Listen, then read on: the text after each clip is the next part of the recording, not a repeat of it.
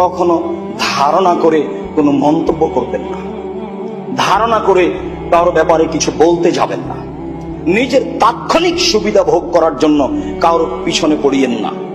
তার কতটুকু ক্ষতি হবে সেইটা পরে, আপনার কতটুকু ক্ষতি হবে সেইটা আগে। আপনি না বুঝে একটা মন্তব্য করলেন, না বুঝে একটা কথা বলে ফেললেন, না বুঝে একটা ফেসবুকে কিছু লিখে ফেললেন, যদি এটা ঠিক হয় তাহলে আপনি বিপদগ্রস্ত। সেটা যদি বদনাম হয় তাহলে তার বাঁচা যাবে না, তার হাতে ক্ষমা ছাড়া বিচারের মাঠে আর ক্ষমা হবে না। আর সেটা যদি অপবাদ হয় তাহলে 40 লাঠি না মারা পর্যন্ত আপনি দুনিয়াতে পবিত্র হবেন না, পরকাল কি হবে সেটা পরে।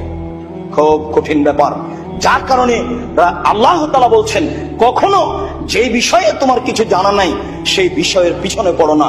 সম্মানিত দিনী ভাই বোন, পৃথিবীর সকল দিনী ভাই বোনকে আমি নাসিহাতের ক্ষেত্রে জোরালো ভাবে বলতে যাচ্ছি, ভুলেও কাজ করতে যায়েন না।